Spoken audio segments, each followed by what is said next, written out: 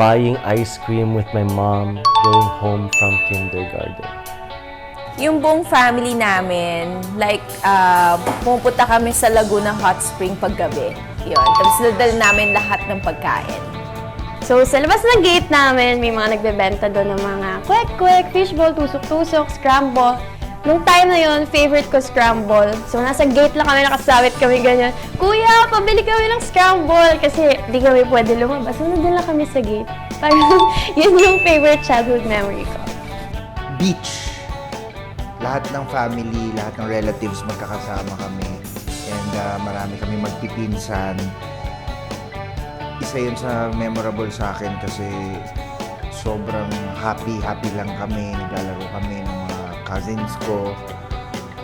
And yung mga ibang cousins ko kasi wala na dito sa Pilipinas. Kaya wala na akong, hindi ko na sila nakakasama. So isa yung memory na yun na hindi ko talaga makakalimutan. Siguro ang favorite childhood memory ko is nung nakatira pa ako sa Santa Maria, Bulacan. Gigising kami ng barkada ko ng mga 4:30 a.m. para dumiretso dun sa tindahan ni Aling Maria para bilhin yung first batch ng napakasarap na pandesal.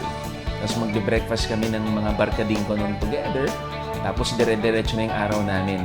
Hanggang sa naglalaro lang kami na naglalaro. Kasi nung panahon nun sa Santa Maria, Bulacan, ngayon, okay lang na lumabas ka ng bahay anytime kasi safe na safe, tapos masaya lang, tapos kilala mo lahat ng tao doon sa probinsya.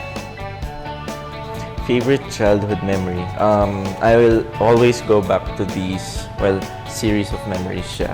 But it was the time that I spent with my lolo or grandfather dito sa Pilipinas. And naalala ko yung mga times na ako kasi yung favorite niya dati.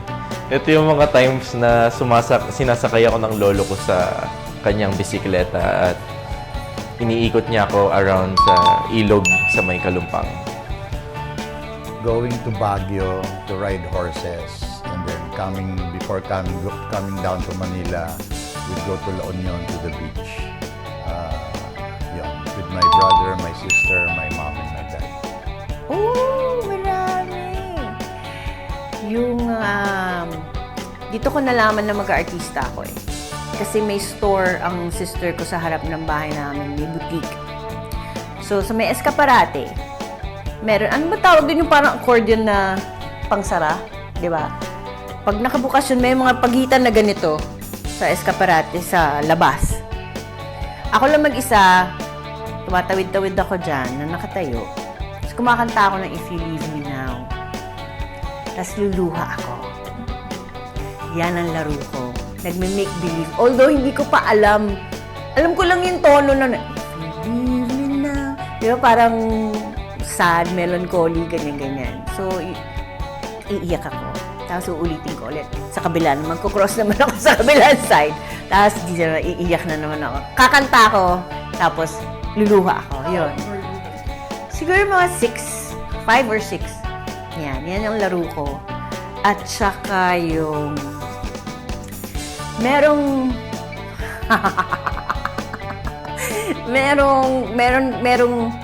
factory ng paper sa kabilang side na maingay yung machineries, ganyan. Tapos, may doorbell sila. Dadaan ako doon, sasampa ako doon sa pintuan. Tapos pag alam ko na malapit na yung magbubukas ng pinto, tatakbo na ako. Tapos, pagka wala na, pag sumilip na ganyan, babalik na naman ako. Yan. Ako lang mag-isa eh. Mahilig ako maglaro mag-isa. Actually. Yan yung mga bully, salbahe. Bata ako nun. Pero na-enjoy ko yun.